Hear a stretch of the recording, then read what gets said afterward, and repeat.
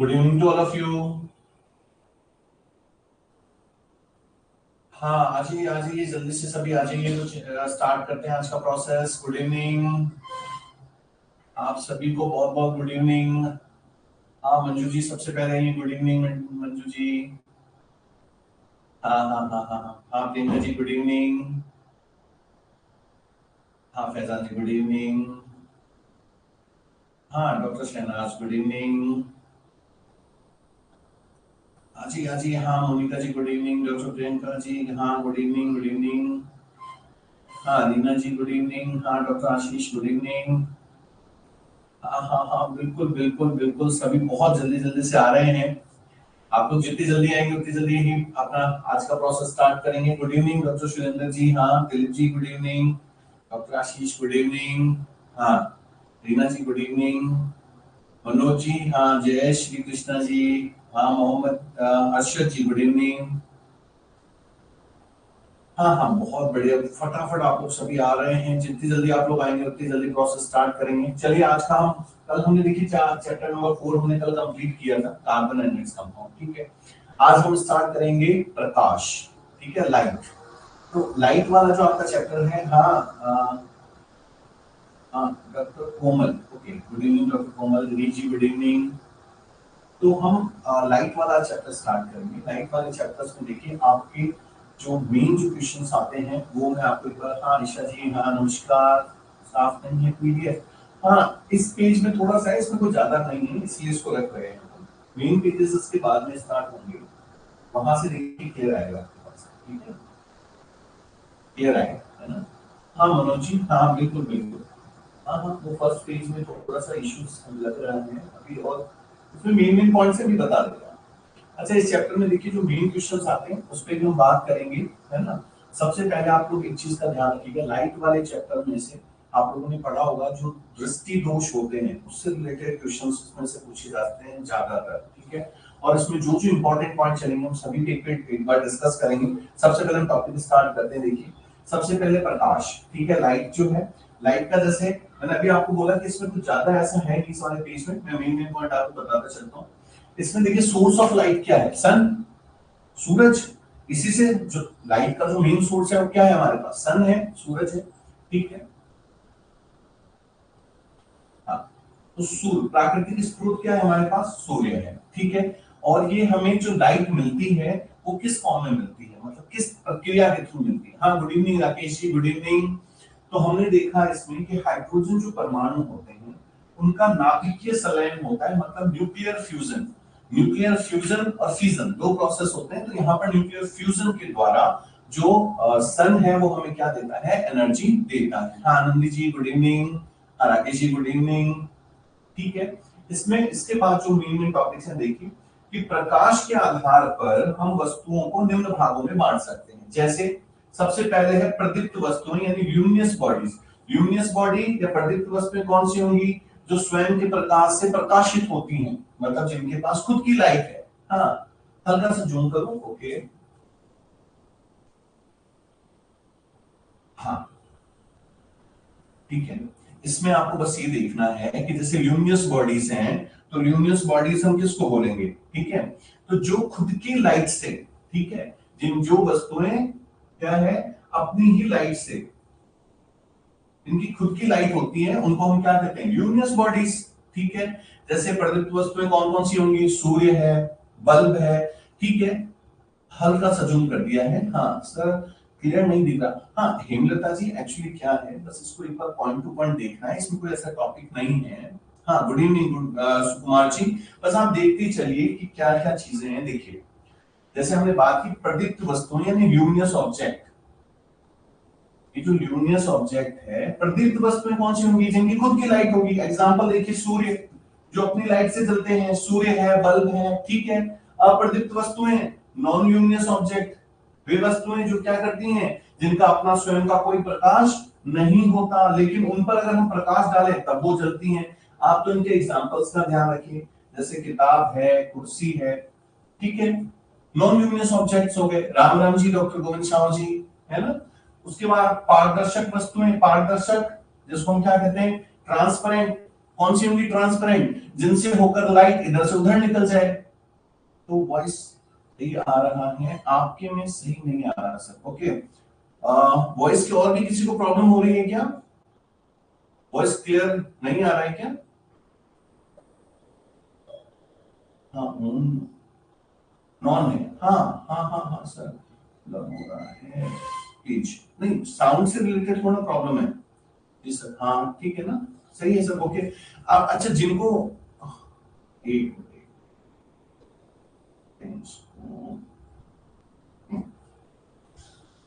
अब एक बार साउंड का देखिएगा, है ना? ऑल इज ओके, हाँ ठीक है, वॉइस क्लियर है, ठीक है।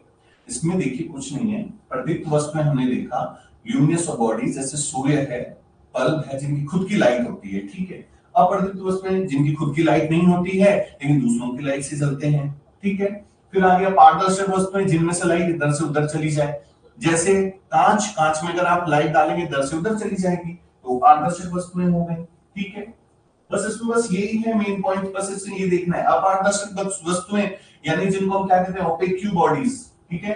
अपारदर्शक या ओपेक बॉडीज कौन सी होंगी? जिनमें से लाइट पास नहीं होती, जैसे दीवार, दीवार में से लाइट इधर से उधर पास नहीं होगी, ठीक है ना? तो उनको ओपेक बॉडीज भी बोलते हैं या अपारदर्शक वस्तुएं भी बोलते हैं। उदाहरण हो गई जैसे धातुएं, ठीक है। अर्धपारदर्शक, नाम में ही आंसर है, देखिए अर्धपारदर्शक। हाँ हाँ, यस, प्लास्टिक बॉडीज में आएगा।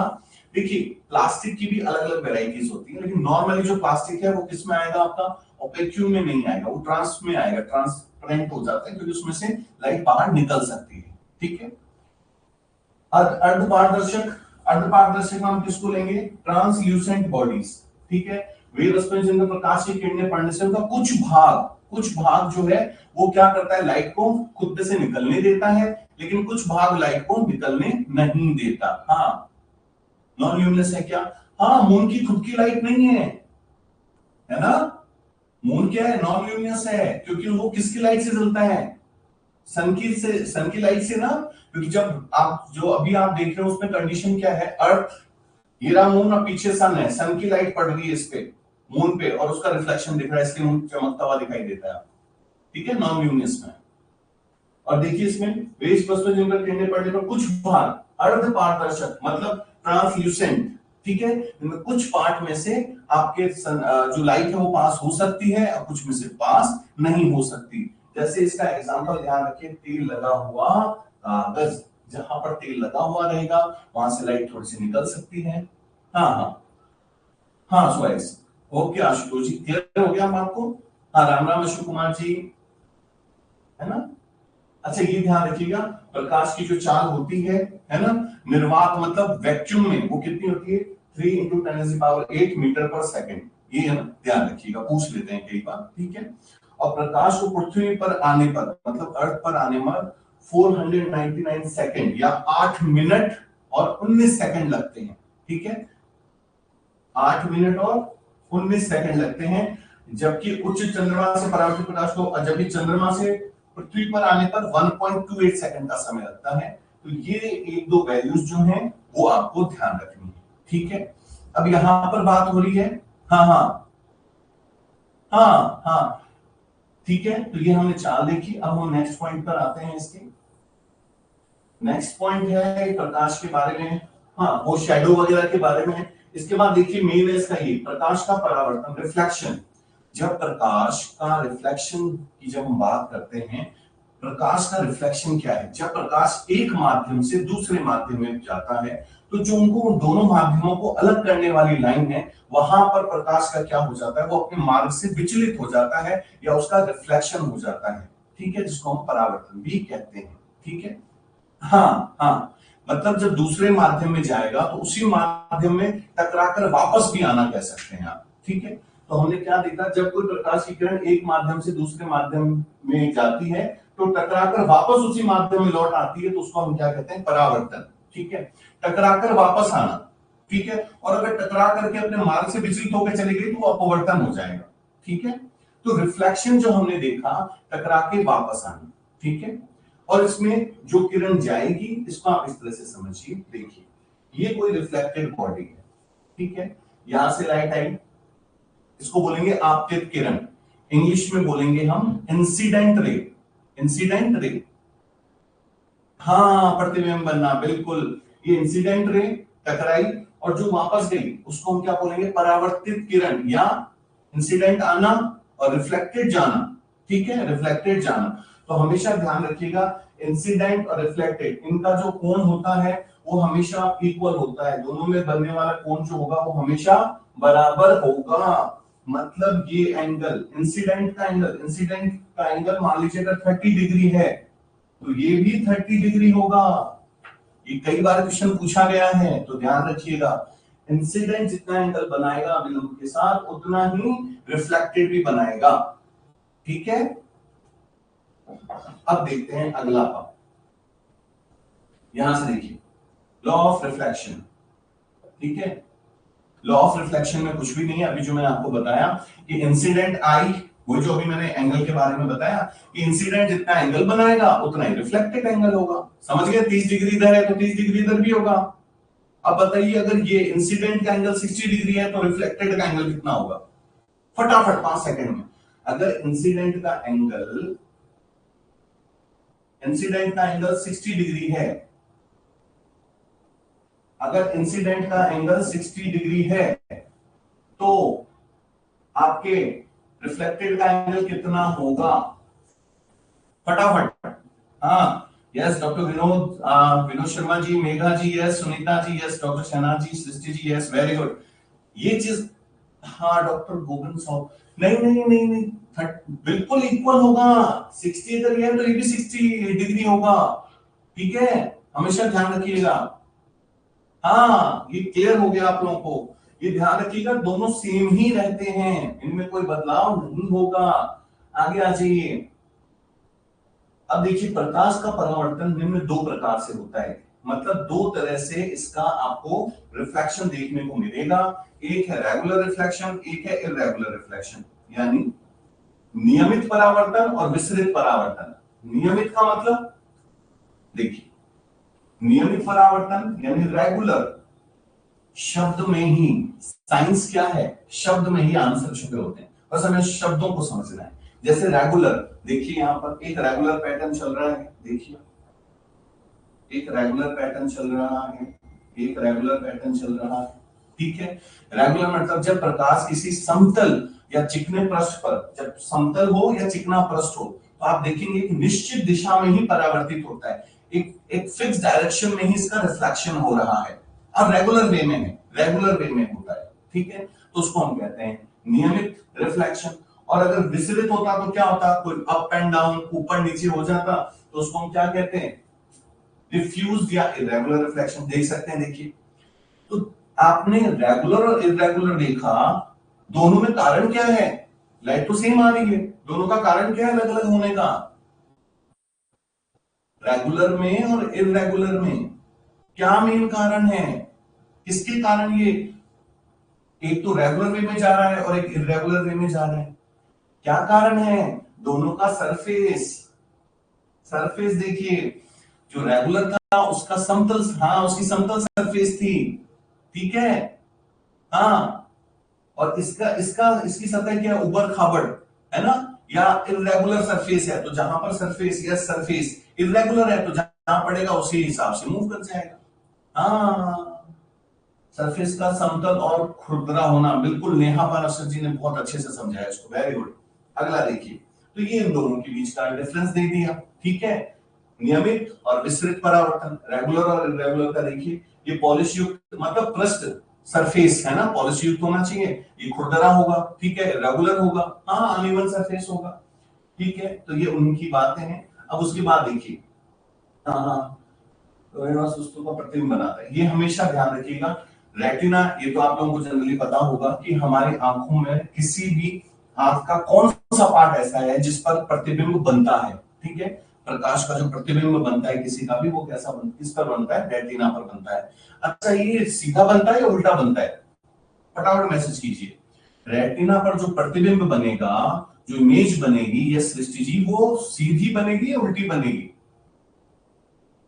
हाँ हाँ हाँ, बिल्कुल बिल्कुल बिल्कुल बिल्कुल बिल्कुल सही है, बिल्कुल उल्टा बनता है उसका, बिल्कुल सही है। हाँ, और वस्तु का प्रतिबिंब कार्य करता है, देखिए एक तो वास्तविक प्रतिबिंब और एक आभासी, ठीक है।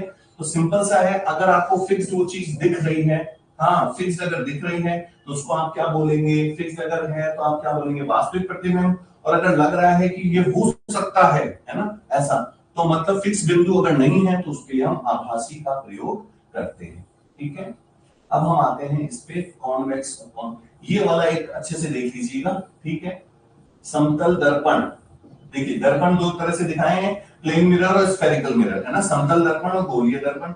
समतल दर्पण को देखिए, प्रतिबिंब सदैव आभासी होते हैं इसमें, ठीक है, आभासी बनेंगे इसमें। और उसके बाद समतल दर्पण से वस्तु जितना आगे होगी प्रतिबिंब दर्पण से उतनी ही दूरी पर पीछे बनेगा, मतलब जितना आगे होगा 5 सेंटीमीटर है तो उतना ही पीछे भी बनेगा, ठीक है। 5 सेंटीमीटर आगे तो 5 सेंटीमीटर पीछे उस वस्तु से, ठीक है। प्रतिबिंब का आकार हमेशा वस्तु के आकार जितना ही होता है, तो ये तीनों पॉइंट ध्यान रखिएगा, आभासी बनेगा, जितना आगे होगा उतना ही पीछे होगा समतल दर्पण में, हाँ हाँ, और वस्तु के आकार के जितना ही होगा आभासी। हाँ प्रगति जी, आभासी के लिए वर्ड यूज करेंगे वर्चुअल, ठीक है। अब देखिए ये वाला ध्यान रखिएगा, अगर आपको थीटा दे दे, ठीक है, अगर थीटा दे दे और आपसे पूछ ले कि आपको दर्पण द्वारा बने प्रतिबिंबों की संख्या बताइए, कैसे निकालेंगे आप, तो आपको इस चीज का ध्यान रखना है। और सभी कॉपी पेन लेके बैठेंगे क्योंकि इससे संबंधित प्रश्न आ सकता है, ये भी इंपॉर्टेंट पार्ट में है अपने, ठीक है। मैं एक बार इसको आपको पहले समझा देता हूं कैसे करना है। हाँ ये देखिए, देखिए अगर आपके पास थीटा दे दिया, सपोज दैट क्या दे दिया 40, ठीक है, क्या दे दिया 40, सम संख्या समझ गए, सम, अगर सम है तो सम समझिए ना, दो से विभाजित वाले पीछे जीरो, इवन, है ना, और विषम यानी ऑडेड, इंग्लिश में इवन और ऑडेड।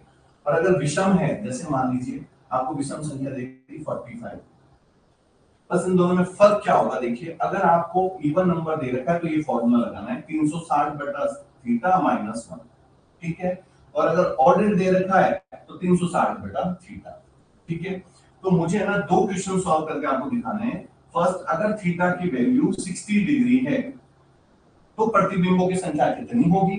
दूसरी, सेकंड नंबर, अगर हमारे पास 45 से निकाल लीजिए, अगर थीटा क्या है 45 तो प्रतिबिंबों की संख्या कितनी होगी। फटाफट सभी निकाल के बताएंगे, कोशिश कीजिए फटाफट, क्या हो सकता है। अगर सम है तो 360 बटा थीटा माइनस 1 करना है, विषम संख्या है तो 360 बटा थीटा करना है, ठीक है। फटाफट कोशिश कीजिए, क्या आ रहा है बताइए मुझे, कितना आंसर आया इसका। हाँ देखते हैं फर्स्ट आंसर कौन भेजता है। हाँ राम जी का आया पहला फर्स्ट, ठीक है 54, हाँ 59, ठीक है। कितने प्रतिबिंब बनेंगे, हाँ एक में 59, 5 बटा 4 राम जी, हाँ ठीक है। डॉक्टर पीयूष शर्मा जी 5 और बिल्कुल, हाँ और डॉक्टर आशीष 5 4, हाँ ठीक है। और हाँ हाँ कोशिश कीजिए 9 और 12 और 5 सुनीता जी, ठीक है 5 और 4, ओके। और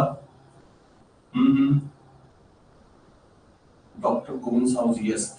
देखिए अब हम एक बार करके देख लेते हैं, आप लोगों के साथ मैं भी करता हूँ, देखते हैं एक बार। सबसे पहले देखिए पहला वाला जो है वो पीछे क्या आ रहा है 0, ठीक है।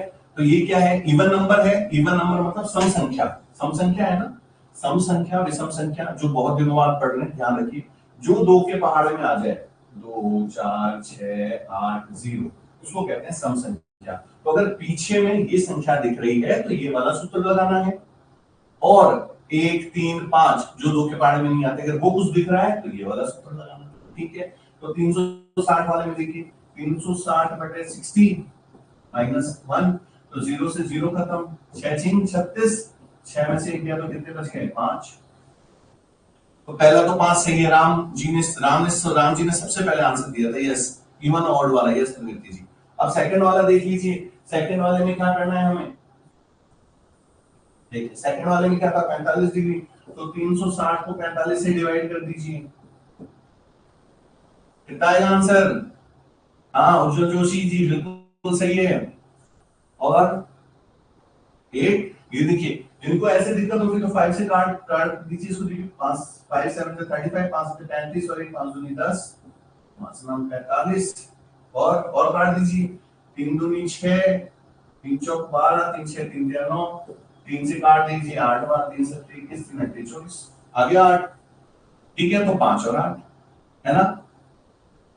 हाँ हाँ हाँ उज्जवल जी एक बार ये चेक कर लीजिएगा, 8 आएगा, ठीक है, 45 8 जा, है ना? हाँ ठीक है। हाँ अब देखिए आगे भी चलते हैं। अब आता है स्फेरिकल मिरर, गोलीय दर्पण। ठीक है, इसमें उत्तल और अवतल दो दर्पण है ना? सबसे मेन तो एक चीज इसके जब वो आएंगे ना, ये अगर मैं बीच में निकल भी जाए माइंड से तो ध्यान रखिएगा कि जैसे आंखों की जो समस्याएं होती है, मतलब किसी को निकट दृष्टि दोष है, नियर साइटनेस है या फार साइटनेस है, तो कौन सा दर्पण यूज करते हैं, बहुत बार पूछा जाता है, उसको एक बार ध्यान रखिएगा। पहले हम दर्पणों के बारे में देख लेते हैं। उत्तल दर्पण यानी कॉन्वेक्स मिरर, ठीक है, जब गोले के भाग के उभरे हुए हिस्से के अंदर की तरफ परावर्तक पॉलिश कर देते हैं तो उत्तल दर्पण बन जाता है। ठीक है, इसको इन दोनों को हमेशा जब भी आप याद रखें तो बहुत जगह आप, हाँ यस यस डॉक्टर संतोष, मायोपिया है, हाँ बिल्कुल ठीक है, अभी उसी पे आने वाले हैं अपन। अब ये देखिए कॉनकेव मिरर, इन दोनों को जब भी आप याद कीजिए तो हमेशा ध्यान रखिए एक को कीजिए तो दूसरा अपने आप क्लियर हो जाएगा, क्योंकि अगर आप दोनों को करेंगे तो फिर कंफ्यूज हो जाएंगे आप। जैसे कॉनकेव देखिए, जब गोले के भाग के उभरे हुए बाहरी भाग पर परावर्तक, देखिए जैसे कि उभरा हुआ भाग है, उभरे हुए भाग पे हमें करना है इसकी पॉलिश। ठीक है, अभी देख लेते हैं, ये देखिए ये इसका उभरा हुआ भाग, ठीक है, इस पर पॉलिश कर दिया, तो मतलब इसमें जो भी चीजें होंगी, जो भी रेस चलेंगी वो अंदर की तरफ से चलेंगी। ठीक है, तो जो अवतल है या कॉनकेव है इसके बाहर की तरफ पॉलिश होती है। ठीक है, जबकि जो उत्तल होता है उसके अंदर की तरफ पॉलिश होती है, ऐसे इधर ये पॉलिश रहता है पार्ट और यहां पर आकर के रेस टकराती है बाहर, है ना? तो आप है ना, हाँ यस, तो आप ये वाला ध्यान रखिएगा, है ना? अब हम आते हैं गोलीय दर्पण से संबंधित परिभाषाएं। ठीक है, इस को समझने के लिए आपको एक बहुत सिंपल सा पोल, गोलीय दर्पण के परावर्तक तल का जो मध्य बिंदु होगा, परावर्तक तल का मध्य बिंदु क्या कह रहा है वो मैं समझा देता हूं आपको। देखिए एक मिनट आ गया, हाँ देखिए हमने मान लीजिए कॉनकेव ले लिया, ठीक है, ये कॉनकेव मिरर, ठीक है, कॉनकेव मिरर में ये हमने इसका सेंटर से, अब ये क्या कह रहा है, गोलीय दर्पण के परावर्तक तल, ये इसका परावर्तक तल है, ठीक है, ये इसका परावर्तक तल है। परावर्तक तल का जो मध्य बिंदु होगा, ये जो इसका मध्य बिंदु है, मतलब ये पूरे का पूरा दर्पण है, इसका मध्य बिंदु परावर्तक तल का, इसको हम क्या बोलेंगे, पी से पोल, पोल यानी ध्रुव। ठीक है, ये ध्यान रखिएगा, आपको यही बस ध्यान रखना है कि पोल कहां पर है। तो आपसे कुछ सेंटेंस या परिभाषा तो लिखवाने वाला नहीं है, बस ये ध्यान रखिए आंसर अपने आप हो जाए कि पोल कहां होता है भाई, दर्पण जो है उसका मध्य बिंदु। ठीक है, वक्रता केंद्र, सेंटर ऑफ कर्वेचर या रेडियस। अब हम कर्वेचर की जब बात करते हैं तो मतलब अगर मैं इसको पूरा दर्पण बना दूं, पूरा गोला बना दूं, गोला, है ना, तो उसका रेडियस क्या होगा, जो उसका सेंटर होगा पॉइंट, मान लीजिए इसका सेंटर ही क्या आ गया, तो इसका सेंटर हो गया। अगर इसको एक गोला माना जाए, उस गोले का जो सेंटर होगा वही इसका सेंटर ऑफ कर्वेचर है। ठीक है, पीसीएफ, एफ क्या होता है, फोकस बिंदु, वो फोकस बिंदु भी मैं इसी में बना देता हूं। देखिए फोकस बिंदु हमेशा सी और पी के बीच में होगा, फोकस बिंदु हमेशा सेंटर ऑफ कर्वेचर और पोल के बीच में ही कहीं पर स्थित होगा। ये वो बिंदु होता है जहां पर जब हम, जैसे मान लीजिए हमने यहां से कई सारी लाइट्स भेजी, ठीक है, तो ये सब टकराने के बाद जिस बिंदु पर जाकर मिलती है उसी को एफ कहते हैं, फोकस बिंदु कहते हैं, पी एफ और सी। ठीक है, अब आगे देखिए, ये जो इसकी जो डेफिनेशन है वो शायद यहां पे आ जाएगी, हाँ एक बार वापस से बनाना पड़ेगा इसको। देखिए फोकस बिंदु आ गया यहां पर, और मुख्य अक्ष, दर्पण के ध्रुव व वक्रता केंद्र को मिलाने वाली रेखा को मुख्य अक्ष कहते हैं। तो हमने जब इसको बनाया था तो आपने देखा था कि ध्रुव क्या था, जैसे P, तो आप लोगों को और थोड़ा क्लियर हो जाएगा। ये देखिए, ये जो हमने बनाया था यही था ना, ये P, ये सेंटर ऑफ कर्वेचर C और इनके बीच में F, ठीक है। तो ये कह रहा है दर्पण के ध्रुव, ये रहा ध्रुव और सेंटर ऑफ कर्वेचर C को मिलाने वाली रेखा, ये जो मिलाने वाली रेखा है इसी को हमने क्या बोला है, मुख्य अक्ष या प्रिंसिपल एक्सिस, ठीक है। फोकस बिंदु जहां से टकराने के बाद जिस बिंदु पर मिलेंगे, ठीक है, प्रकाश की किरणें मिलेंगी, उसे हम F बोलेंगे, जिसे हम F या फोकस बिंदु भी कहते हैं, ठीक है। ये ध्यान रखिएगा फोकस दूरी निकालने का। अगर आपको वक्रता त्रिज्या दे रखी है, रेडियस दे रखा है, तो रेडियस को हम जब 2 से भाग देंगे तो हमारे पास F आ जाएगा। F का मतलब फोकस दूरी हमें प्राप्त हो जाएगी, ठीक है। अब हम आते हैं इसके नियमों पर। गोलीय दर्पण द्वारा प्रतिबिंब बनाने संबंधी नियम, ठीक है। नियमों में आपको कुछ नहीं करना है, बस एक एक छोटी छोटी चीजों का ध्यान रखना है, वो मैं बताते हुए चलता हूं आपको। हाँ, देखिए पहला देख लेते हैं। अच्छा, एक चीज का ध्यान रखिएगा, जो हमने परिभाषाएं दर्पण में पढ़ी हैं, वही अगर लेंस होता तो सेम टू सेम वही का वही लेंस में लग जाएगा, ठीक है। सेम टू सेम वही लेंस में लग जाएगा, है ना। तो ज्यादा परेशान होने की जरूरत नहीं। अगर आपने दर्पण क्लियर कर लिया तो लेंस अपने आप क्लियर हो जाएगा, है ना। अभी देखिए, दर्पण के अक्ष से कोई कोण बनाती हुई दर्पण के ध्रुव पर टकराने वाली प्रकाश की किरण पुनः उसी कोण पर मुख्य अक्ष के दूसरी ओर परावर्तित हो जाती है। तो इसमें कहने का मतलब ये है कि अगर कोई कोण बनाती हुई दर्पण के ध्रुव पर टकराती है, किस पे, ध्रुव P पे अगर टकरा रही है ना, तो टकरा जितने कोण पर टकराई है, ठीक है, उसी कोण पर वो क्या होगी, मुख्य अक्ष की दूसरी ओर परावर्तित हो जाएगी, मुख्य अक्ष से टकराकर वापस उसी ओर आ जाएगी। अब अवतल दर्पण के लिए देखिए, अवतल मतलब कॉनकेव मिरर की बात कर रहे हैं हम, ठीक है। अगर वो मुख्य अक्ष के समानांतर प्रकाश की किरण इस प्रकार परावर्तित है, अगर ये मुख्य अक्ष के समानांतर प्रकाश की किरणें हैं, ठीक है, परावर्तित होती हैं, तो वह मुख्य फोकस से होकर गुजरेंगी।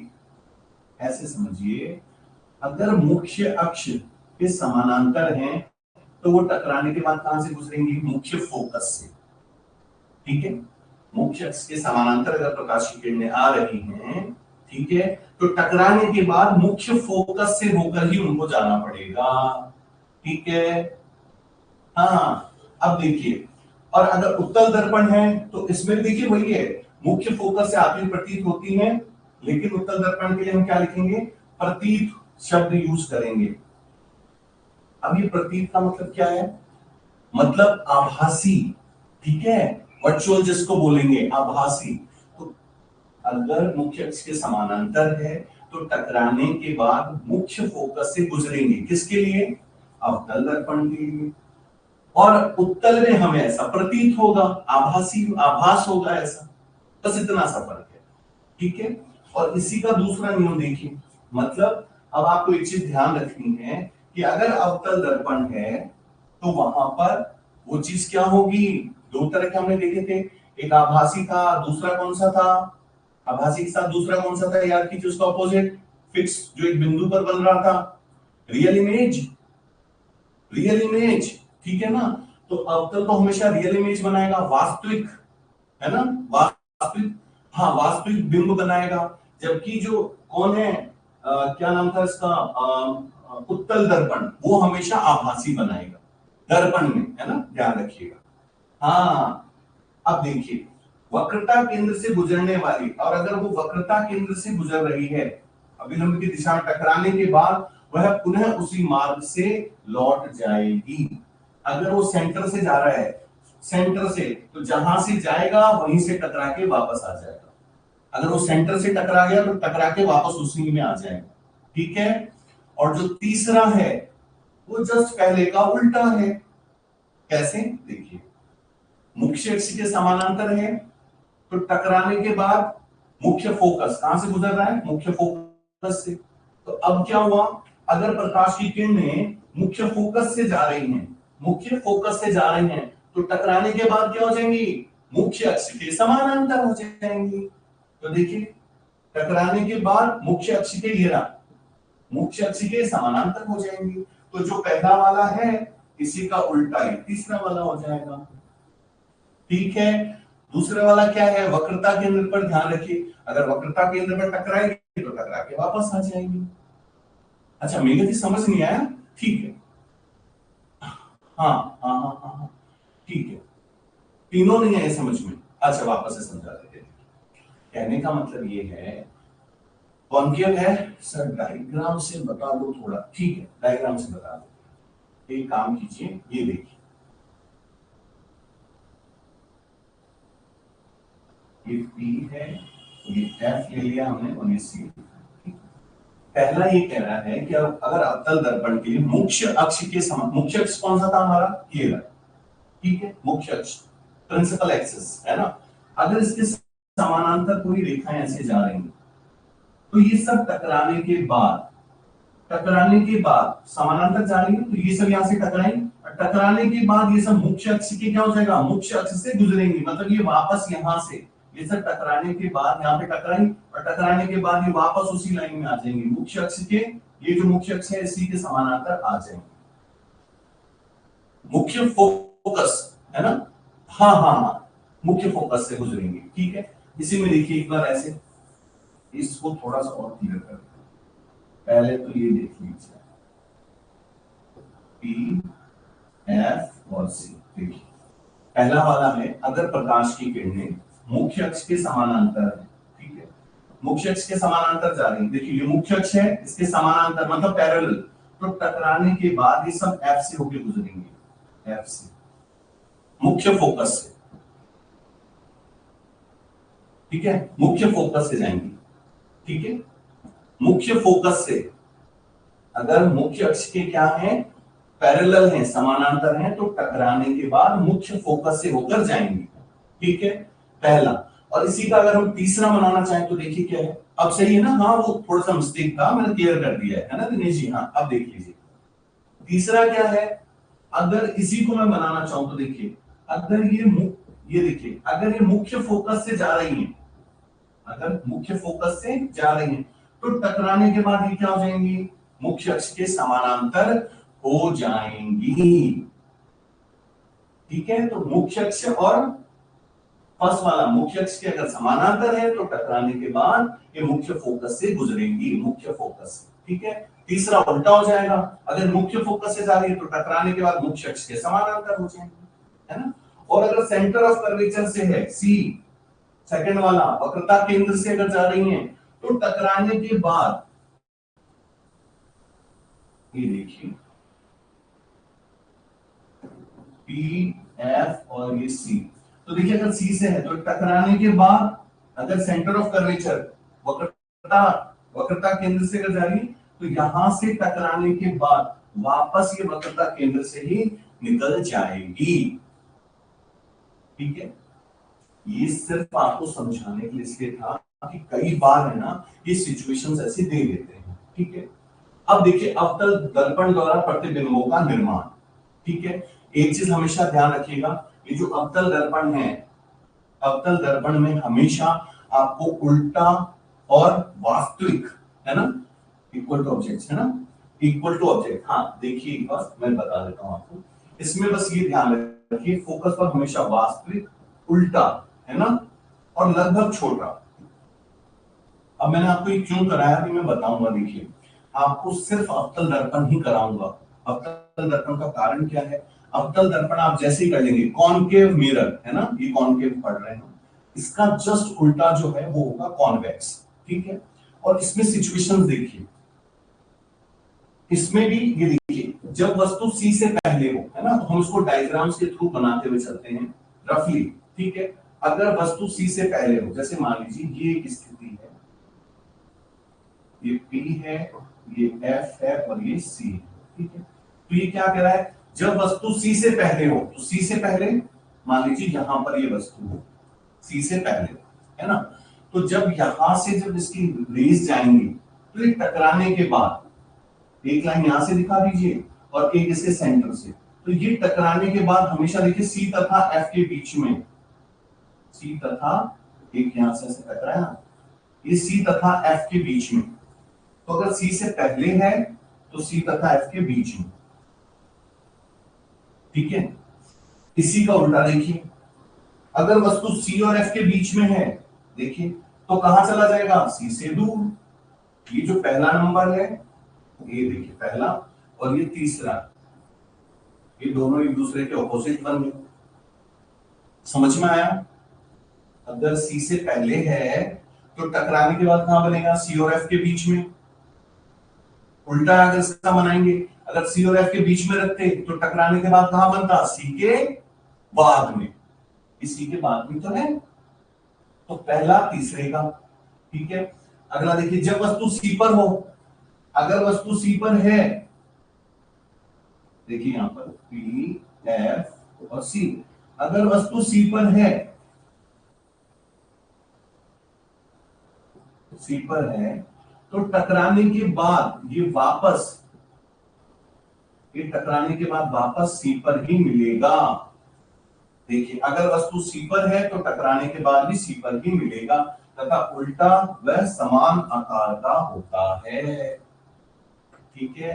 कुछ नहीं है, बस ऐसे ध्यान रखिए, अगर C से परे है, पहले है, तो C और F के बीच में बनेगा, इसका उल्टा नीचे वाला हो गया, और अगर C पर है तो C पर ही बनेगा। और मेन चीज ये ध्यान रखिएगा, वास्तविक उल्टा और छोटा, ठीक है। अगर अवतल दर्पण का याद हो गया तो मैं फिर कह रहा हूं, आपका उत्तल वैसे याद हो जाएगा, इनका उल्टा लिख दीजिए। वास्तविक का क्या हो जाएगा, आभासी, उल्टा का सीधा। किसमें चले गए अब हम, उत्तल दर्पण में, ठीक है। अब हम एक बार इसमें आ जाते हैं, ये देखिए। और हाँ, ये दो और सिचुएशंस है, जब वस्तु F पर हो, ठीक है, तो इसमें F पर होने पर क्या होता है, जब भी बनने वाला प्रतिबिंब अनंत पर, वास्तविक तथा अत्यधिक आवर्धित होता है। अगर वस्तु किस पर है, F पर, तो हमेशा ध्यान रखिए अनंत पर बनेगा, क्योंकि F कहां पर है, देखिए, ये देखिए P, F और C। तो अगर F पर है तो ये पीछे की तरफ चला जाता है इस तरह से, और बड़ा बन जाता है, ठीक है। हाँ, और P तथा F के बीच में है तो पीछे पीछे बनेगा, और क्या बनेगा, आभासी बनेगा, ठीक है, पीछे और आभासी बनेगा। ये दो सिचुएशंस और हैं इसके, है ना। अच्छा, उत्तल दर्पण में प्रतिबिंब का निर्माण, इसमें आपको एक दो चीजें आपको करनी है। ये देखिए, एक तो इसका सूत्र याद कर लीजिएगा, पेन कॉपी लेके बैठिएगा, मैं बता रहा हूं। ये जो आपको लग रहा है ना थोड़ा सा, मैंने अभी क्या कहा, बस आप दर्पण पढ़ लीजिए, दर्पण पढ़ते ही आपका, वो भी अवतल, अवतल जैसे आपका क्लियर हो जाएगा, उत्तल उसके साथ साथ ही क्लियर हो जाएगा। और लेंस में देखिएगा फर्क कितना आएगा, बस इसका उल्टा लिखना है उसमें आपको। अभी मैं समझा दूंगा क्लियरली। अभी देखिए, इसमें अवतल दर्पण हम देख रहे हैं, अब आते हैं हम उत्तल दर्पण में आने से पहले हम दर्पण सूत्र की बात करते हैं। देखिए, 1/f equals to 1/u plus 1/v। अब यहाँ पर u और v क्या है, f यानी फोकस दूरी, u दर्पण से ध्रुव की वस्तु की दूरी, मतलब वस्तु की दूरी, वस्तु को जितनी दूर पे रखा गया है उसको u से दिखाना है, और v जो है वो किसकी है, प्रतिबिंब की दूरी, जो प्रतिबिंब बनेगा, जो इमेज बनेगी उसकी दूरी, ठीक है।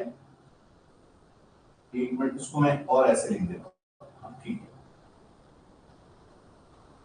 हाँ, u यानी वस्तु की दूरी, ठीक है। जैसे सपोज दैट, मैं इसको करके दिखा देता हूं एक बार आपको। हाँ, देखिए, ये कोई प्रतिबिंब है, ये वस्तु, ये है कोई वस्तु, मान लीजिए XYZ, तो इसकी दूरी कितनी है, मान लीजिए इसकी दूरी है 5 मीटर, तो u कितना हो गया आपके पास, 5 मीटर, ठीक है। और ये से टकराया, टकराने के बाद जो इसका प्रतिबिंब बन रहा है वो यहां पर बन रहा है, तो v कितना हो गया, मान लीजिए 7 मीटर, ठीक है। तो आप हमेशा ध्यान रखिए कि जब आप दर्पण से ध्रुव यानी वस्तु की दूरी निकालेंगे तो उसको u से लिखना है, और जो आपका प्रतिबिंब बनेगा वो हमेशा v से लिखना है, ठीक है। और इसकी जो आवर्धन क्षमता होती है m, उसको निकालने का सूत्र होता है प्रतिबिंब का आकार बटा वस्तु का आकार, v अपॉन u, ठीक है। प्रतिबिंब का आकार बटा वस्तु का आकार, v अपॉन u, ठीक है। तो उससे आप इसकी आवर्धन भी निकाल सकते हैं। अब हम आते हैं रिफ्रैक्शन या प्रकाश का अपवर्तन। अपवर्तन, ठीक है, अपवर्तन हमने बात की थी जब भी परावर्तन हमने देखा था टकरा के वापस आ जाना, ठीक है। इसमें क्या होता है, वो वापस नहीं आता। क्या होगा, देखिए, जब पदार्थ या प्रकाश कोई किरण, देखिए कोई लाइट है, यहां से आई, ये हवा है, ये एयर है ना, हवा, और ये आ गया पानी, वाटर। तो जैसे यहां पर आएगी तो इन दोनों को अलग करने का जो माध्यम है, ठीक है, उस माध्यम पर ये क्या होता है, अपने मार्ग से विचलित हो जाती है। इसे ही प्रकाश का अपवर्तन कहते हैं। अच्छा, इसमें एक चीज का ध्यान रखिएगा, प्रश्न कैसे पूछेगा, मैं फिर कह रहा हूं, डेफिनेशन जल्दी नहीं पूछते, वो पूछते क्या है आपसे। देखिए, जब प्रकाश की किरण एयर में आई तो यहां पर दो माध्यम होते हैं, सघन और विरल, ठीक है, सघन और विरल। अब सघन का मतलब क्या है और विरल का मतलब क्या है। सघन माध्यम का मतलब हो गया जब पार्टिकल्स बहुत पास पास होते हैं, ठीक है, बहुत ज्यादा डेंस, ठीक है, तो ये डेंस, ये बहुत इंपॉर्टेंट पार्ट चल रहा है, अच्छे से नोट कर लीजिएगा, है ना, डेंस मीडियम, और ये डेंस का मतलब हो गया सघन, ठीक है, और विरल,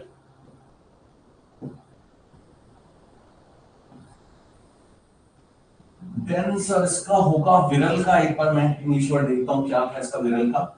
इसमें पार्टिकल्स होते हैं दूर दूर, जैसे देखिए एयर है, अब जैसे हवा से, हाँ, rare and dense, yes, rare, rare word, yes, ये निकल गया था माइंड से, ये रेयर, ठीक है। कहने का मतलब क्या है कि विरल और सघन का मतलब क्या है। जब आप देखिए, रेयर का मतलब है कि जो पार्टिकल्स हैं वो बहुत दूर दूर होंगे, ऐसे जैसे एयर में पार्टिकल्स जो कण होते हैं दूर दूर होते हैं, पानी में वो पास पास होते हैं, ठीक है। तो आपको बस ये चीज ध्यान रखनी है कि अगर कोई भी प्रकाश की किरण, ठीक है, अगर वो डेंस से रेयर में जा रही है या रेयर से डेंस में आ रही है, तो उसमें क्या बदलाव देखने को मिलेगा, ठीक है। तो हमेशा ध्यान रखिए कि इसमें से आपको मैं एक चीज करवा देता हूं, ये सारी चीजें क्लियर करके देखिए। जब भी कोई चीज डेंस से रेयर में आएगी तो वो उसकी स्पीड क्या होगी, डेंस का मतलब सघन, और इसका क्या था, विरल। तो स्पीड क्या हो जाएगी उसकी, स्पीड कम। ऐसी बात है, डेंस मतलब पानी में से लाइट निकल रही है, तो जब वो एयर में आएगी तो पानी में तो पार्टिकल्स बहुत पास पास हैं, तो वहां से जैसे जैसे वो इधर की तरफ आएगी तो यहाँ तो स्पीड कम थी इसकी, और ये जैसे जैसे इधर की तरफ आएगी इसकी स्पीड क्या होती चली जाएगी, बढ़ती चली जाएगी, बढ़ती चली जाएगी ना स्पीड इसकी। हाँ, कम से ज्यादा की तरफ जाएगी तो बढ़ती चली जाएगी। तो ये हमेशा ध्यान रखिएगा। हाँ, हाँ, ज्यादा होगी स्पीड ना, कम से ज्यादा की तरफ, जैसे ही डेंस से रेयर जाएगा तो पहले स्पीड कम थी, अब क्या होती जाएगी, ज्यादा होती चली जाएगी। तो जैसे ही ये जाएगा तो ये हमेशा जो इसका मेन है अभिलंब जिसको बोलते हैं, उससे ये दूर हटता चला जाता है, मतलब जो सेंटर की लाइन है उससे ये दूर हटता चला जाएगा, ये उससे दूर हटता चला जाएगा, ठीक है। डेंस से जब भी विरल में आएगा तो स्पीड पहले कम थी फिर बढ़ती चली जाएगी, तो ये हमेशा जो इसका अभिलंब है उससे ये दूर हटता चला जाएगा, ठीक है, ये ध्यान रखिए। देखिए, अब यहाँ पे सघन माध्यम, जिनको डेंस मीडियम का देखना, देखिए जैसे जल है, कांच है, वे प्रकाश का वेग अपेक्षाकृत, जाहिर सी बात है कि डेंस मीडियम है तो स्पीड कम होगी, है ना। जबकि जब प्रकाश की किरण विरल माध्यम से सघन माध्यम में जाती है तो वेग में कमी, ठीक है। विरल से सघन, अभी मैंने आपको क्या समझाया था, सघन से विरल, तो उसका उल्टा, वो अभिलंब से दूर हो रहा था तो ये अभिलंब की ओर झुक जाएगा। इसको मोस्ट इंपॉर्टेंट कर लीजिएगा एक बार, है ना। ये वाला पार्ट मोस्ट इंपॉर्टेंट कर लीजिएगा कि अगर प्रकाश की किरण विरल से विरल माध्यम से सघन माध्यम में जाएगी तो हमेशा अभिलंब की ओर झुक जाएगी, ठीक है, ये ध्यान रखिए, है ना। और उसका उल्टा ये आ गया, सघन माध्यम मतलब पार्टिकल्स बहुत पास पास है, विरल माध्यम पार्टिकल्स जो है बहुत दूर दूर है, ठीक है। अपवर्तन के नियम, इसमें तो अपवर्तन के नियम में तो वही है, आपतित किरण, अपवर्तित किरण, अभिलंब तीनों जो होते हैं वो एक ही सरफेस पर मिलते हैं, ठीक है। दूसरा स्नेल का नियम है, स्नेल का नियम। अच्छा, इससे पहले मैं एक चीज आपको बता देता हूं, ठीक है। ये लेंस का स्टार्ट हो रहा है। एग्जाम में अगर डायग्राम से रिलेटेड प्रश्न आता है तो आपको बहुत छोटी सी चीज ध्यान रखनी है। मैं अभी आपको एक चीज बता देता हूं, ठीक है। इसको एक बार थोड़ा सा बड़ा करके और फिर मैं समझा देता हूं आपको। आप में से देखिए बहुत से ऐसे लोग हैं जिनको क्या है, बहुत टाइम बाद चीजों को देख रहे हैं, ठीक है। तो क्या होता है, 2 फीट ऊपर से चीजें निकलती है ना 2 फीट ऊपर से। वो इसलिए कह रहा हूँ 2 फीट ऊपर से, क्योंकि क्या होता है, बहुत दिनों बाद देख रहे हैं चीजों को। तो हमें कौन सा ऐसा ट्रिक पकड़ें कि क्वेश्चन, देखिए हमें वहां पे कोई थ्योरी तो लिखनी है, हमें क्वेश्चन पकड़ना आना चाहिए, ठीक है। वो कैसे करेंगे, वो मैं ट्रिक आपको बताता हूं। हमने सबसे पहले देखा है कॉनकेव। कॉनकेव समझ गए, अवतल की बात कर रहा हूं, अवतल दर्पण, ठीक है। कॉनकेव मिरर, कॉनकेव मिरर है ना। इसमें आपने क्या देखा, कॉनकेव मिरर जो था उसमें हमने देखा कि जो डायग्राम बन रहे थे वो कैसे बन रहे थे, वास्तविक, छोटा और उल्टा। यही 3 पॉइंट थे ना इसके, यही 3 पॉइंट थे ना। ये तो कॉनकेव की बात होगी, इसका जस्ट उल्टा। ये देखिए, एक से आपको कैसे याद रखना है वो बता रहा हूं। जस्ट इसका उल्टा कॉन्वेक्स, कॉन्वेक्स मिरर। जो बाद में जुड़े हैं या जिनको नहीं अच्छे से समझ में आया, इस चीज को ध्यान रख लीजिएगा। पेपर में रिलेटेड क्वेश्चन इसमें से आएगा ही आएगा, इस चैप्टर में से, फिजिक्स का ये चैप्टर है, ठीक है। कॉन्वेक्स मिरर में इसका उल्टा। अब उल्टा मुझे लिखने की जरूरत नहीं है, वास्तविक का आभासी, छोटे का बड़ा, उल्टे का उल्टा है तो सीधा, है ना। लिखना लिख देता हूं मैं, चलिए लिख देते हैं। अवतल का ही उत्तल, उत्तल दर्पण, ठीक है। अब देखिए, वास्तविक का लिख दीजिए, आभासी, आभासी हो गया, और ये बड़ा और ये सीधा, और ये तो दर्पण हो गया। आपने तो लेंस भी पढ़ लिया, नहीं पता चला लेंस का, लेंस कैसे पढ़ लिया अभी बता देता हूं। लगभग 90% इसी प्रोसेस पे है, इसलिए समझा रहा हूं। लेंस कैसे पढ़ा, आ जाइए। ये जो आपने अवतल दर्पण पढ़ा है, इसको लिख दीजिए उत्तल लेंस, कॉन्वेक्स लेंस। समझ में आया, कॉन्वेक्स लेंस। कॉन्वेक्स लेंस में सेम ये का यही प्रोसेस बनता है। जो यहाँ कॉनकेव मिरर काम करेगा, यहां पर वही कॉन्वेक्स लेंस काम करेगा। और जो यहाँ पर कॉन्वेक्स मिरर ने काम किया है, वही यहाँ पर concave mirror, concave lens, concave lens काम करेगा।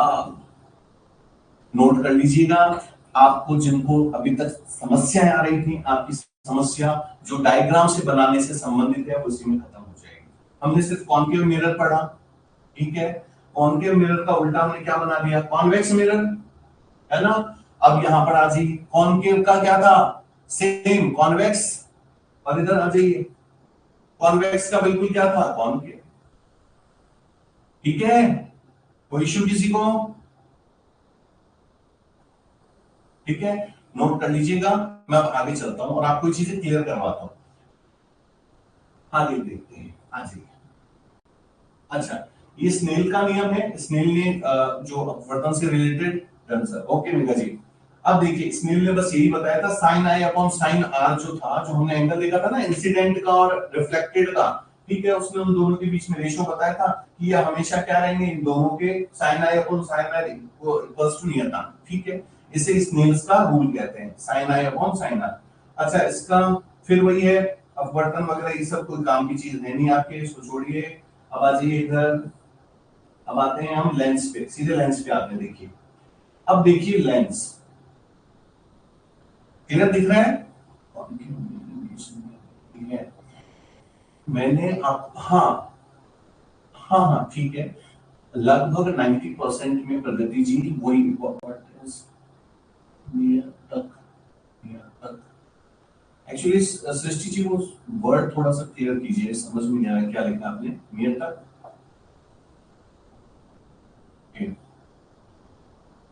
अच्छा क्लियर नहीं आ रहा, थोड़ा सा ठीक है। अब देखते हैं लेंस जो होता है, लेंस को आपने देखा होगा, अभी तक हमने जो देखा था, राधे राधे किशन कुमार जी, तो दो वक्र अथवा एक वक्र, हमने क्या देखा था, जो लेंस होता है वो दो, जैसे अभी तक हमने जो स्फेरिकल मिरर्स देखी, अभी तक जो हमने देखा था वो कैसे पढ़ा था, ये देखिए। तो अब हम जो देखेंगे वो क्या देखेंगे, इस तरह से, ठीक है। दो स्फेरिकल मिरर्स के जो पार्ट होते हैं, जब उनको हम वक्र पृष्ठ को जब जोड़ देंगे तो इस तरह से, तो इसमें दो है, एक तो उत्तल लेंस या अभिसारी लेंस जिसको कॉन्वेक्स लेंस बोलते हैं हम, और एक है अवतल लेंस जिसको हम कॉन्केव लेंस कहते हैं, ठीक है। उत्तल लेंस वे लेंस जो किनारे से क्या होते हैं, पतले एवं बीच में से मोटे होते हैं, सेम ये जो मैंने बनाया देखिए, ठीक है। उत्तल लेंस, ये लेंस किनारे से पतले, देखिए किनारों से क्या है, पतले हैं, और बीच से क्या है, मोटे हैं, ठीक है। ये तीन प्रकार के होते हैं, कौन कौन से हैं, डबल कॉन्वेक्स लेंस, इसमें दोनों पृष्ठ उत्तल होते हैं, दोनों ही पृष्ठ कैसे होंगे, उत्तल। उत्तल हम पीछे देख के आ चुके हैं, आप बताना, ओके ठीक है। नेक्स्ट है कॉनकेव कॉन्वेक्स लेंस, इसका अब देखिए नाम में ही है, अब तो लगता है लेंस यानी कॉनकेव कॉन्वेक्स, तो एक जो होगा वो तो कॉनकेव होगा, दूसरा वाला इसका कॉन्वेक्स होगा। और नेक्स्ट है प्लेनो कॉन्वेक्स लेंस, इसका एक पृष्ठ उत्तल और दूसरा समतल होता है, ठीक है। अब हम आते हैं इसमें अवतल लेंस, अवतल लेंस भी ऐसे, देखिए दोनों की सेम ही परिभाषा है, डेफिनेशन सेम ही है, जैसे उत्तल में था वैसे ही, जब उपयुत्तल वाला आएगा डबल कॉनकेव, तो दोनों साइड क्या होंगे, कॉनकेव वाले पृष्ठ होंगे। नेक्स्ट कॉनकेव कॉन्वेक्स कॉनकेव, तो एक कॉन्वेक्स वाला पार्ट होगा, एक कॉनकेव वाला होगा। और प्लेन कॉनकेव, तो एक तरफ प्लेन का साइड होगा, दूसरी तरफ कैसा होगा, कॉनकेव होगा, ठीक है। अब लेंस से संबंधित कुछ परिभाषाएं मैंने अभी आपको बोला था जब हमने मिरर का किया था कि सेम टू सेम चलेगा, ठीक है। देख लीजिए लेंस का वक्रता केंद्र, सेंटर ऑफ कर्वेचर, वहां पर भी क्या था कि अगर हम उसको एक क्या माने, एक गोला माने, तो उसका जो सेंटर होगा, जो मुख्य बिंदु होगा, उसे हम क्या कहेंगे, सेंटर ऑफ कर्वेचर। तो लेंस का देखिए वक्र पृष्ठ को खोखले गोले का छोटा भाग अगर माना जाए, खोखले गोले का एक छोटा भाग माना जाए, तो उसके केंद्र को ही क्या बोलेंगे हम, वक्रता केंद्र, ठीक है। वक्रता केंद्र की त्रिज्या क्या होगी, अगर गोले के पृष्ठ के सेंटर से, मुख्य बिंदु जो सेंटर है वहां से लेकर के गोले के भाग तक का जो रेडियस होगा, जो उसको हम क्या बोलेंगे, वक्रता त्रिज्या। अब ये देखिए प्रिंसिपल एक्सिस, फिर वही मैंने क्या कहा, डेफिनेशन सारी होगी वही चलती रहेगी, देखिए प्रिंसिपल एक्सिस, लेंस के दोनों पृष्ठों के वक्रता केंद्र C1 C2, वहां पर हमने क्या देखा था, यहां पर जैसे दो है तो उन दोनों के बीच में हमने वहां क्या देखा था, P और C के बीच में जो सीधी लाइन थी मुख्य अक्ष, तो यहां पर भी C1 C2 को मिलाने वाली जो सीधी रेखा है वो मुख्य अक्ष या प्रिंसिपल एक्सिस है, ठीक है। ऑप्टिकल सेंटर या प्रकाशीय केंद्र, लेंस के भीतर मुख्य अक्ष पर स्थित वह बिंदु जिससे गुजरने वाली प्रकाश की किरण बिना मुड़े सीधी निकल जाए, उसको हम क्या कहेंगे, प्रकाशीय केंद्र कहेंगे। मुख्य फोकस, वहां पर भी हमने पढ़ा था F, टकराने के बाद जहां मिलेंगी, तो यहां पर देखिए समानांतर प्रकाशीय किरणें लेंस पर आपतित होती हैं, और अपवर्तन के पश्चात, देखिए लिखा हुआ है अपवर्तन के पश्चात जिस बिंदु पर जाकर मिलती हैं या प्रतीत होती हैं, उसे हम क्या कहेंगे, मुख्य फोकस, ठीक है। अब एक चीज फिर मैं ले रहा हूं, हमने वहां देखा था, अच्छा मैंने लिखवाया भी आपको कि हमने देखा यहाँ पर दो शब्द आए हैं, पश्चात जिस बिंदु पर जाकर मिलती है या मिलती हुई प्रतीत होती है, ठीक है। मिलती है मतलब क्या है, वो रियल इमेज है या फिर वर्चुअल इमेज है, वास्तविक बनेगा या आभासी बनेगा। तो अगर मिलती है तो क्या कहने का मतलब क्या है, एक मिनट आ जाइए, हाँ ये क्योंकि बहुत जरूरी है, और मिलती हुई प्रतीत होती है, तो ये तो रियल हो गया, रियल, और ये क्या हो गया, वर्चुअल, आभासी। तो लेंस के मामले में, हाँ लेंस के मामले में रियल कौन बनाएगा? रियल कौन बनाएगा? हाँ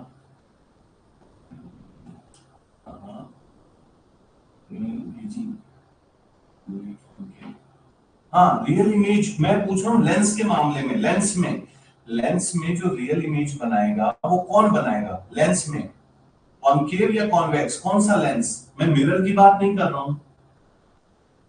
कौन बनाएगा? अभी मैंने आपको नोट्स में लिखवाया था convex. Sonia ji, yes yes yes yes yes, मैंने बताया ना, वहां जो कॉनकेव काम कर रहा था, मिरर में जो कॉनकेव काम कर रहा था, यहां पर वो कॉन्वेक्स काम करेगा। यस, यहां पर वो कॉन्वेक्स काम करेगा। हाँ, जो वहां पर कॉनकेव काम कर रहा था, यहाँ कॉन्वेक्स काम करेगा। तो लेंस के मामले में ये कॉन्वेक्स बनाएगा। ठीक है, ध्यान रखिएगा इस चीज को। आगे आते हैं, गोलीय अपवर्तन के कुछ नियम देख लेते हैं। फिर वही देखिए, अगर मुख्य अक्ष के समानांतर है, मैंने क्या कहा था, जो मिरर में चल रहा है वही चीजें रिपीट होंगी, देखना अभी आप देखिए। अगर मुख्य अक्ष के समानांतर है, हमने उसमें भी पढ़ा था, अगर मुख्य अक्ष के समानांतर है तो टकराने के बाद कहां से गुजरेगी? मुख्य फोकस से, पहला रूल। ठीक है, तीसरे में आ जाइए। मैं तीसरे में क्यों आ रहा हूं, देखिए। अगर प्रकाश की किरण, नहीं इसमें दूसरा ही कर दिया इन्होंने, अगर मुख्य फोकस से जाएगी तो टकराने के बाद मुख्य अक्ष के समानांतर हो जाएगी। ये दूसरे के उल्टे हो गए, जो हमने दर्पण में देखा था। मुख्य अक्ष के समानांतर आ रही है तो टकराने के बाद मुख्य फोकस से गुजरेगी, मुख्य फोकस से जा रही है तो टकराने के बाद मुख्य अक्ष के समानांतर हो जाएगी। ठीक है, तीसरा और इंपॉर्टेंट, अगर प्रकाश के केंद्र से गुजरती है, ये मैं छोड़ रहा हूं, ये प्रकाश केंद्र की जगह दर्पण में क्या पढ़ा था हमने शब्द, फटाफट बताइए।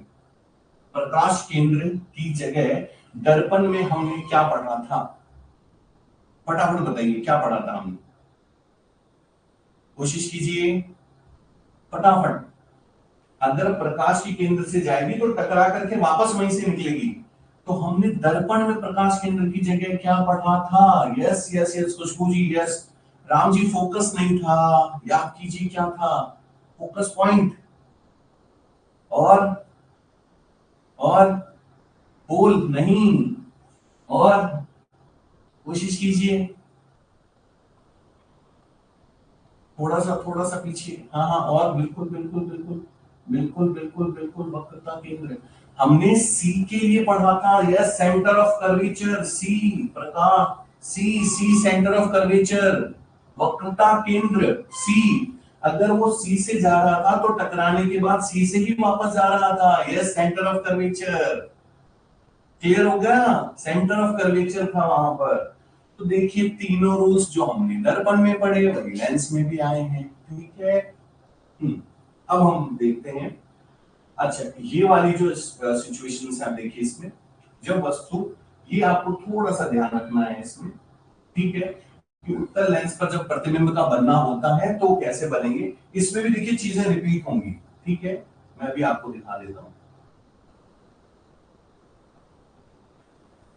सबसे पहली चीज, मैंने जब आपको एक चीज बताई थी, सबसे पहले क्या बताया था मैंने आपको, याद कीजिए कि वहां पर जो कॉनकेव काम करेगा, कॉनकेव जो वहां पर काम करेगा, वही यहां पर कौन काम करेगा?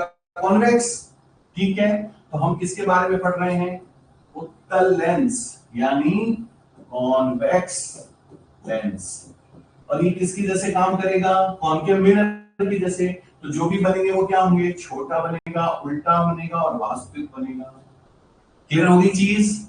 हाँ, कॉनकेव के जैसे ही बनेंगे। ठीक है, ये कंडीशन बहुत रेयर पूछी जाती है, जनरली वो ये दे देते हैं सिचुएशंस, तो आपको वहां ये पकड़ना आना चाहिए। ठीक है, तो ध्यान रखिए, अगर कोई वस्तु अनंत पर है, ठीक है, तो उससे जब किरणें आएंगी तो मुख्य अक्ष के समानांतर होकर के तो लेंस के फोकस पर प्रतिबिंब बनेगा। किस पर बनेगा? लेंस के फोकस पर, एफ पर।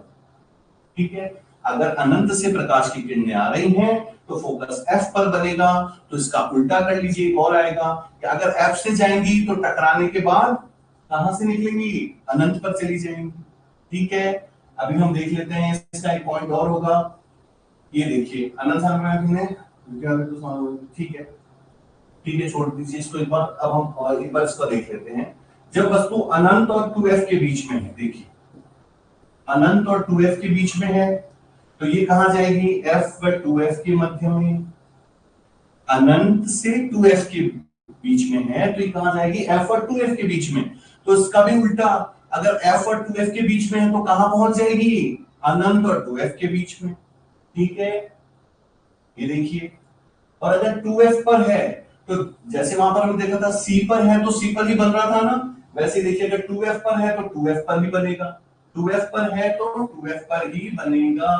ये देखिए अगर वस्तु, ये लीजिए, अगर वस्तु 2f पर है तो वस्तु का प्रतिबिंब लेंस की दूसरी ओर 2f पर ही बनेगा। अब वो तीनों के उल्टे देखिए यहां से शुरू हो गए, f और 2f के मध्य है तो वस्तु का प्रतिबिंब दूसरी ओर कहां बनेगा, 2f और अनंत के बीच में, सेकंड नंबर। ठीक है, और वस्तु f पर हो तो कहां पर बनेगा उसका, अनंत पर, पहला वाला, है ना। और अगर वस्तु f और लेंस के मध्य में हो तो इस प्रतिबिंब जो है लेंस के उसी ओर बनेगा और आभासी सीधा और बड़ा होगा। ये इसका एक क्या है, एक्सेप्शन है, अपवाद है। ठीक है, हाँ। अब आपको करना क्या है, देखिए आज जो भी हमने पढ़ा उसका जो सेंटर पॉइंट था उस पर मैं सीधे सीधे बात करूंगा। ठीक है, हमने कॉन्केव मिरर को अच्छे से देखना है। कॉन्केव मिरर जो बना रहा था वो का वही यहाँ पर कॉन्वेक्स बनाएगा। ठीक है, स्थितियां कुछ भी नहीं है, आपको ये सब डिटेल में कुछ नहीं पढ़ना है। मैंने क्या कहा, सिर्फ ये ध्यान रखना है कि अगर वस्तु 2f पर है, कॉपी में लिख लीजिए 2f पर है तो 2f पर बनेगा। ठीक है, अगर f पर है तो अनंत पर बनेगा, उसी की एक सिचुएशन नीचे लिख दीजिए कि अगर अनंत पर है तो f पर बनेगा। तीन बस याद करने हैं, बाकी इसमें से 2 या 3 रिपीट हो जाएंगे। ठीक है, तो आज की क्लास आई गेस आप लोगों को काफी अच्छी लगी होगी, समझ में आया होगा। ठीक है, तो इस पे थोड़ा सा काम कीजिएगा। कल इसको कंप्लीट करते हुए हम इसके क्वेश्चन आंसर्स भी देखेंगे, तो थोड़ी सी आप लोग प्रैक्टिस करने की पूरी कोशिश कीजिएगा।